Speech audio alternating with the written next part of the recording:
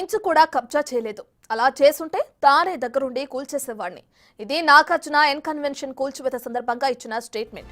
మరి చెరువు భూమి ఆక్రమణకు గురి కాకపోతే హైడ్రా ఎందుకు ఎన్ కన్వెన్షన్ ను కూల్చివేసింది? ఇదే ప్రశ్న అందరినీ ఆలోచింపచేస్తుంది.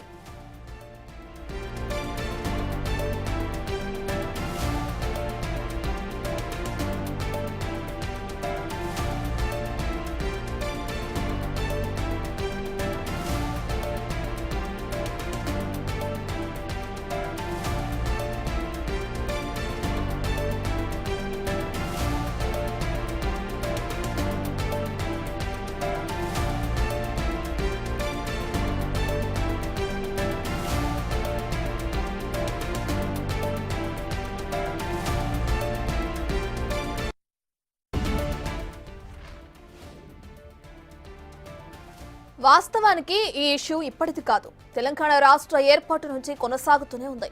రాష్ట్ర ఏర్పాటు తర్వాత హైదరాబాద్ కేంద్రంగా ఉన్న ఉమ్మడి హైకోర్టు ఎన్ కన్వెన్షన్ పై చర్యలు తీసుకోవాలని ఆదేశించింది. కానీ అప్పటి ప్రభుత్వం ఆ దిశగా చర్యలు మాత్రం తీసుకోలేదు. ఇక ఇది పొలిటికల్. ఇప్పుడు అసలు విషయానికి వద్దాం.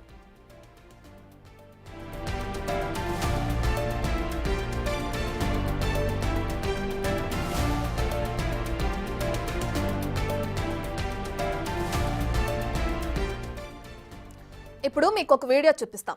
ఆ వీడియో ఒకటికి 2 సార్లు చూశాక మీరే డిసైడ్ అవుతారు.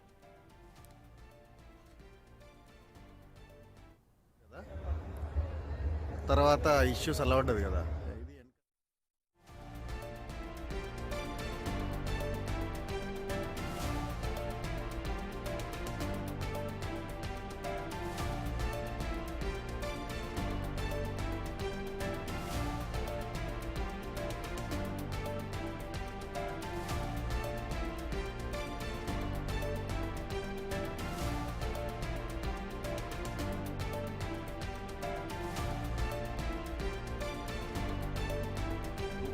అన్నాడు కదా. తర్వాత ఇష్యూస్ అలా ఉండదు కదా. ఇది ఎన్ కన్వెన్షన్.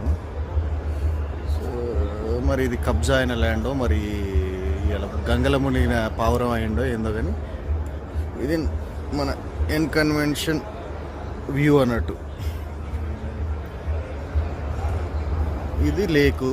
మరి ఇది ఏ ప్రకారంగా మనకు కరెక్ట్ ల్యాండో కబ్జా ల్యాండో మీ ఊహకే వదిలేస్తున్నా. 2014 నాగార్జున ఒక కబ్జా కోరు అని అన్నాడు కదా. తర్వాత ఇష్యూస్ అలా ఉండదు కదా. ఇది ఎన్ కన్వెన్షన్. సో మరి ఇది చూసారుగా, ఎన్ కన్వెన్షన్ ప్రహరీ కూడా చెరువు నీళ్లు తాకుతూనే ఉన్నాయి. మరి ఆ గోడ చెరువు వద్దకు వెళ్ళిందా, లేక చెరువే వాల్ వద్దకు వచ్చిందా? అంతేకాదు, చెరువులోని చెత్తను కూడా డంప్ చేస్తున్నారు. ఈ వీడియోలో సరిగ్గా చూస్తే అది కూడా కనిపిస్తుంది. ఇదే క్వశ్చన్ ను నాగార్జునకు సంధించారు కాంగ్రెస్ ఓవర్సీస్ నాయకులు సందీప్.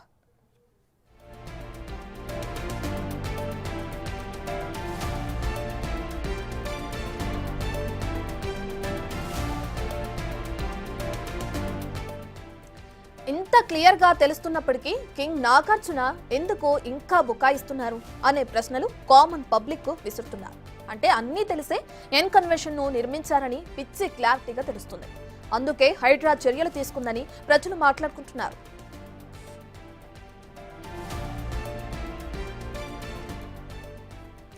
ఇక్కడ అసలు ట్విస్ట్ ఏంటంటే నాగార్జున స్టే ఆర్డర్ ఉందని చెబుతున్నారు. మరి హైడ్రా అధికారులు మాత్రం ఎలాంటి స్టే ఆర్డర్ ఇంతకు ముందు లేదంటున్నారు. అంటే ప్రభుత్వానికి తెలియకుండానే నాగార్జున ఏమైనా ఆర్డర్లు తెచ్చుకున్నారా, లేకపోతే ఎవరు అడుగుతారని లేదని ఉన్నట్టు చెప్పారా అనే డౌట్స్ కూడా రేజ్ అవుతున్నాయి.